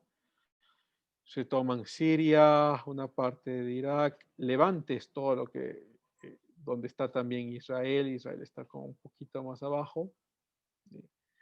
Pero esto es donde está entonces el imperio de los hititas, ¿sí? Para que podamos por lo menos tener una idea. La principal, bueno, la capital o la principal ciudad de los hititas se llama Hattusha. A ver, no sé si... no podemos ver claramente. Déjenme lo busco acá.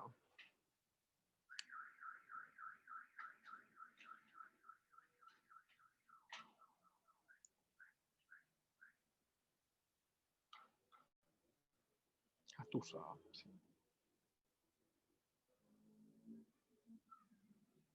De esto sí tenemos vestigios, por cierto.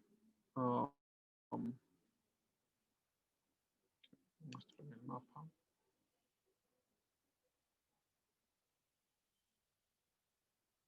Acá está, ¿no? Pero déjenme le muestro los vestigios que tenemos de los hititas.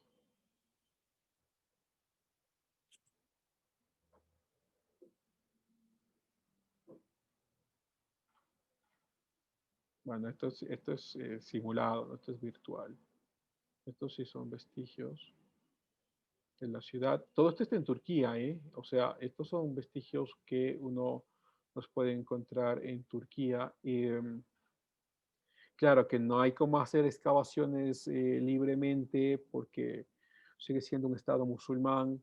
Hay muchas restricciones. Por ejemplo, muchos creen que, o algunos han creído por algunas fotos satelitales, que hay una barca muy parecida a la barca que creeríamos que es de Noé, que hay una barca muy parecida a esta en una de las montañas en Turquía, que por fotos satelitales podemos ver exactamente dónde está.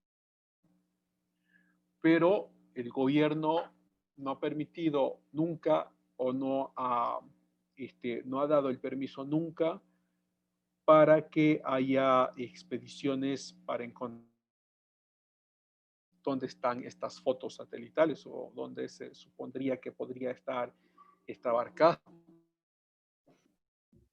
Entonces, esa es una de las limitantes. Sí, Adrián. Recientemente, creo que hace una semana, vi un video de una exploración que fueron pues a hacer las diferentes investigaciones y encontraron el mismo excremento de los animales en el arca. Y bueno, supuestamente era el arca mismo de Noé. Estaba bien interesante ese video que estaba viendo. Chévere, Adrián. Decía que Qué sí bueno. hubo expedición. ¿Cómo? Perdón. Eso digo que me supongo que sí hubo la expedición, ya que hay ese video. Incluso satelitalmente habían tomado esa foto y se ve clarito que es larga. Bueno, lo que ha habido, déjame te cuento qué es lo que ha habido, ya les voy a mostrar. ¿Qué es lo que quiero poner? Sí. Lo que ha habido, lo que hubo fue hace muchísimos años un intento de expedición que, pero eso fue, me parece que en los 60s, por allí, que intentaron llegar allá, luego pudieron salir de Turquía porque el gobierno no se había dado cuenta. Pero habrá que ver, no sé qué video será, Adrián, si nos los pasas a todos para poderlo ver. Ya le voy a compartir ahorita al grupo Listen para Chévere, Chévere, y así lo podemos ver, pero les cuento qué es lo que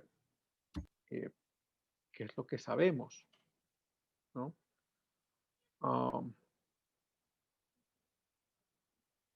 Ok. Entonces, estas son algunas de las fotos satelitales que se tienen, ¿sí?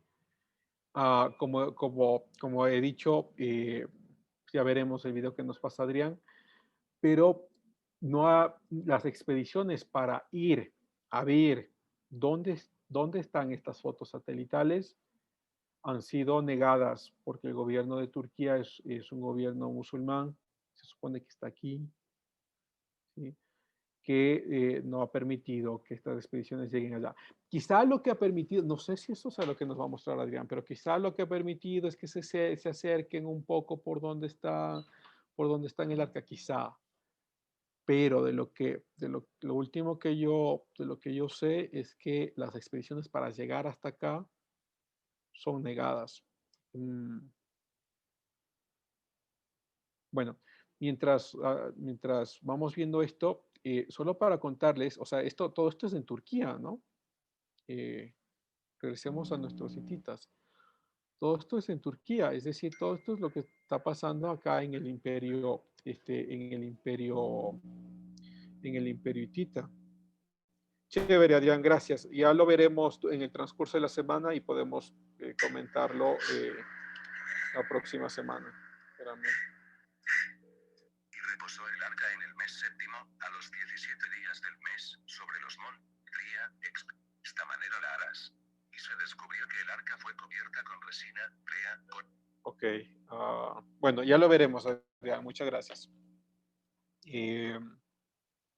Déjenme regreso acá. Bueno, los hititas eran muy conocidos.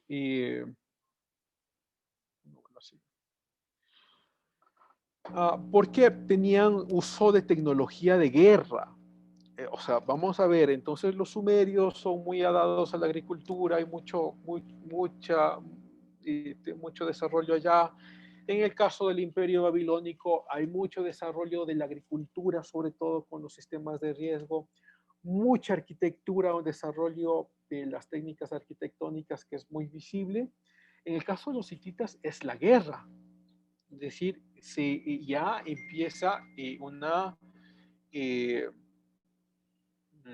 un desarrollo de instrumentos de guerra, como por ejemplo las carrocerías que llevarán los caballos, así como algunos instrumentos metálicos como lanzas o como espadas. Les muestro acá.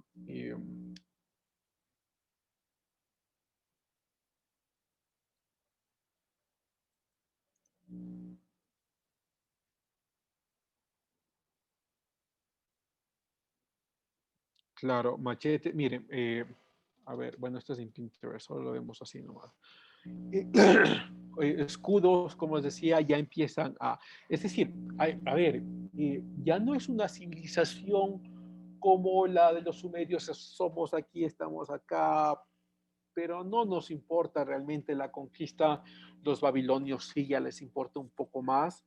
Los hititas sí, completamente. A los hititas es la conquista del imperio, es la imposición de la fuerza, es la imposición de la cultura. Aquí estamos y vamos a conquistar a sangre los territorios, ¿no? Entonces se puede entender claramente que ya hay una necesidad de construcción de instrumentos de guerra, ¿sí? Como les decía, espadas, hachas, y los escudos, la utilización de caballos como fuerza de guerra también, la construcción de carrocerías. A ver si es que podemos encontrar alguna por acá. La construcción de carrocerías que son jaladas por animales de carga para la guerra, ¿no? Entonces ya es un pueblo guerrero, un pueblo que entra a Babilonia y conquista Babilonia y dice, bueno, Babilonia pudo haber resistido, sí, pero Babilonia no era tanto un pueblo guerrero, o sea, sí conquistaba y demás, pero los hititas sí, netamente guerreros. y que empezarán entonces se darán mucho a la fabricación, incluso a la comercialización de estos instrumentos.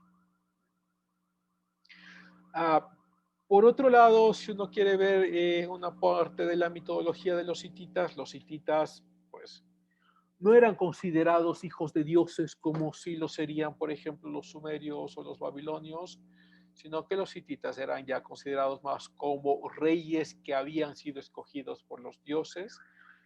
Pero hay una diferencia muy importante.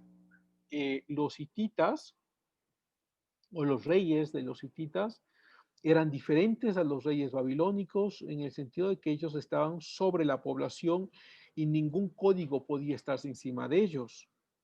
Eso es diferente a los babilonios porque los babilonios sí tenían codificación que podía incluso afectar a los reyes.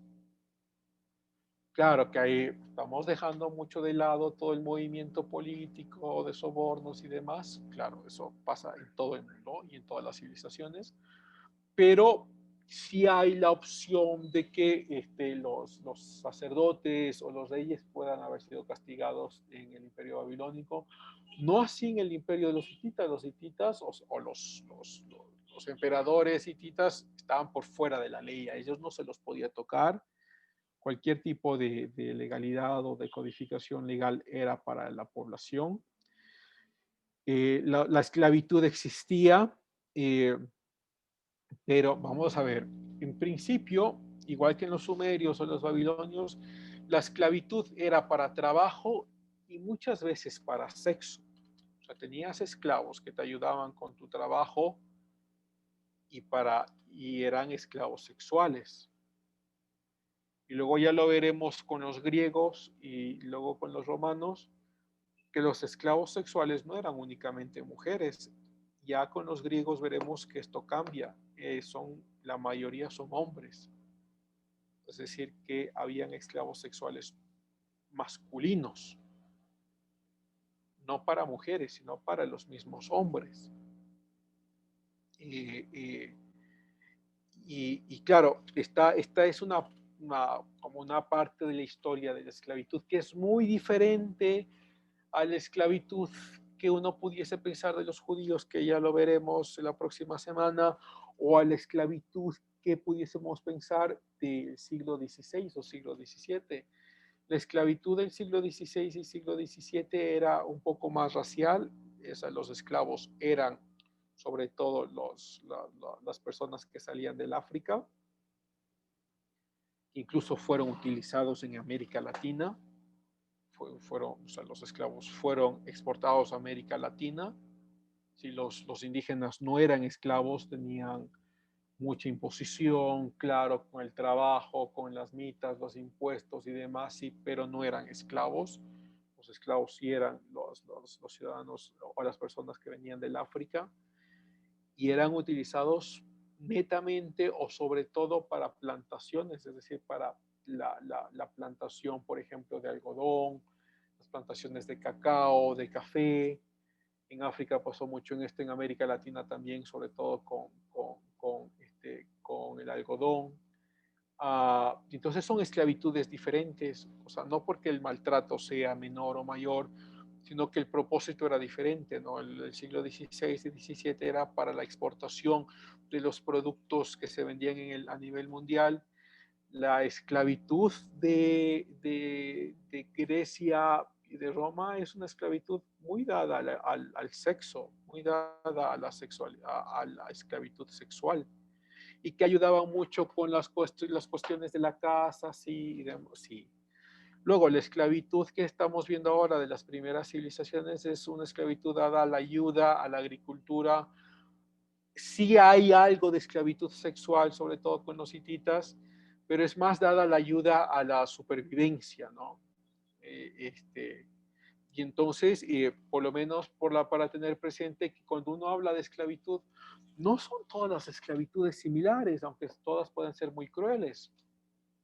Y por ejemplo, yo estaba hablando, lo digo ahí muy rápidamente, aunque quizás sí podamos detenernos la próxima clase. Cuando uno habla de la esclavitud, por ejemplo, en el pueblo judío, era algo muy diferente a lo que está pasando en este momento con las otras civilizaciones, como los hititas o los babilonios, ¿no? Los babilónicos, porque la esclavitud, que algunos creen que está muy mal traducida, que no se debería llamar esclavitud porque el hebreo que se está utilizando es un hebreo que se utiliza para servidumbre, se daban cuando las personas que debían algo, por ejemplo, yo debo algo a ustedes, y si yo les debo algo y no tengo la opción de cómo pagarles, no sé cómo pagarles, yo mismo me ofrezco en servidumbre. Y unos dicen, por ejemplo, claro, está mal traducido esclavitud, sino que debería ser servidumbre. Ok, da lo mismo. Y la acción es la misma. O sea, yo me entrego y digo, quiero pagar lo que les debo en servidumbre. Y claro, los que aceptan esta servidumbre tienen unas leyes muy estrictas. En el Deuteronomio está muy detallado estas leyes. No puedes maltratarlos, no es que puedes hacer con ellos esclavos sexuales o no, sino que los estás utilizando para que paguen su deuda. Una vez que paguen su deuda, son libres. Ahora, si es que la deuda es muy larga y muy grande, tenían los años de jubileo. Cada 7 años, todos los que están dados en servidumbre en el pueblo judío son hechos libres, aunque no hayan pagado su deuda completamente. Entonces son puestos en libertad. Y cada 50 años también son puestos en libertad, además que existe las fiestas de retorno de las tierras. Bueno, eso ya es otra cosa. Pero la idea de esclavitud es muy diferente, o podríamos dar la idea de servidumbre es muy diferente. Entonces, digo, por lo menos para ponerlo en perspectiva, ¿no? Cuando uno habla y dice, es que hubo esclavos en todo lugar, incluso los judíos tuvieron sus esclavos, que lo que quiere decir que Dios permitió la esclavitud. No, son cosas muy diferentes, o sea, son sistemas, percepciones muy diferentes de lo que está pasando, ¿no? Y de las causas y de los objetivos. La esclavitud del siglo XVII no es la misma esclavitud del siglo I antes de Cristo, y no es la misma esclavitud, aunque sean igual de crueles de lo que está pasando en estas poblaciones, igual que no es el mismo sistema de servidumbre que tiene el pueblo judío, no son iguales.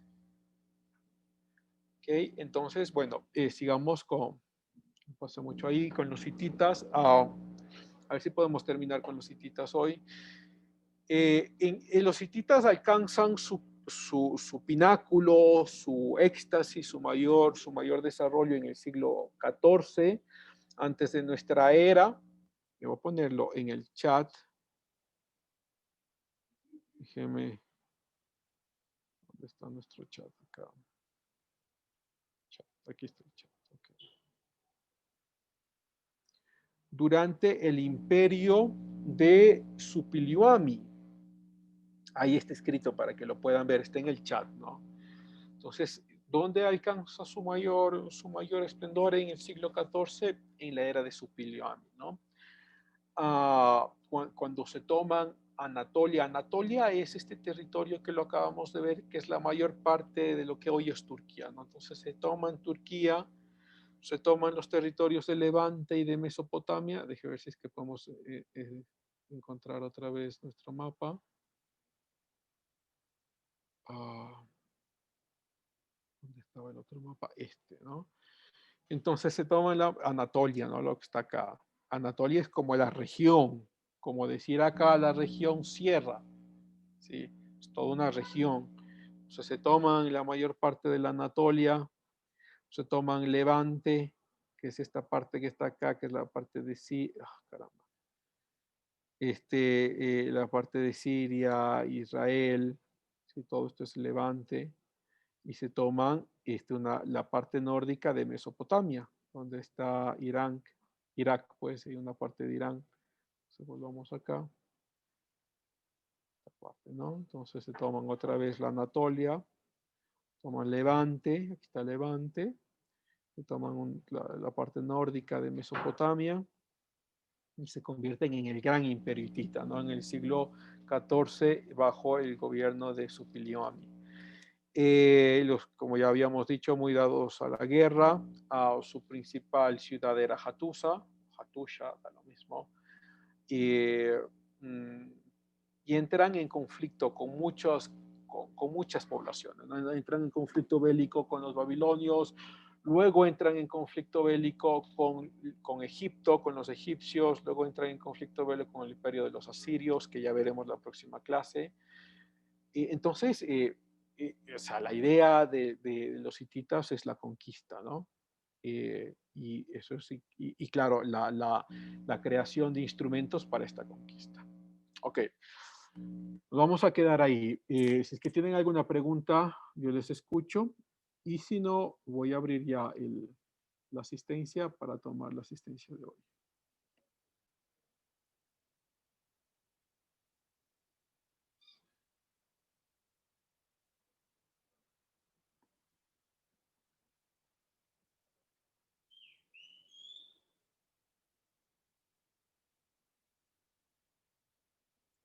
Ok, Brian Asitinbay.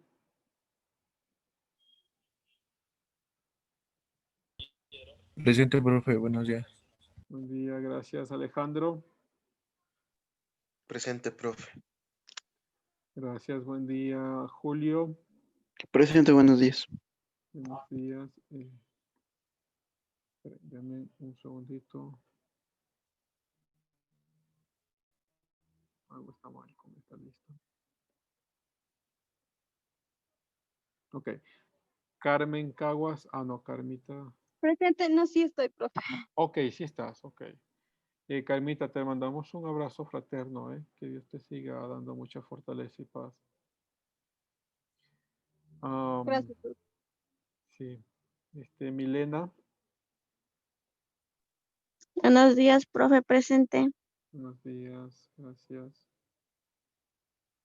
Sé que mi internet está lento, o la página de la universidad ha estado lenta todas estas semanas. Pamela. Presente. Gracias, Tommy. Presente, profe. Gracias, Ruth. Presente, profe. Gracias, Ruth. José Daniel. Presente. Gracias, Judith. Profe, Nicole dijo que se le fue el internet, que le disculpe. Ok, gracias. Carla García. Presente. Gracias, Edison. Presente. Gracias, Catherine. Presente, profe. Gracias, Bélica. Presente. Gracias, Evelyn. Presente, profe. Gracias, Ana Carolina. Presente, profe. Gracias, Ricardo. Presente, profe. Gracias, Lenín. Adrián. Presente. Gracias, Ana María. Presente, profe. Gracias, Diego José. Presente, profe. Buenos días. Buen día, gracias, Silvana Marisol. Presente, profe. Gracias, Pedro Andrés. Presente, profe. Buenos días. Buen día, Segundo. Buenos días, presente. Buen día, gracias, Delia. Presente, profe. Buenos días. Buen día, gracias, Rubí. Presente. Gracias, Adriana. Presente, profe, buenos días. Buen día, gracias, Darío. Buenos días, profe. Presente. Buen día, gracias, Ariel. Buenos días. Buen día, gracias, Carmen. Presente, buen día. Buen día, gracias, Mercy. Buenos días, profe, presente. Buen día, gracias, Jenny.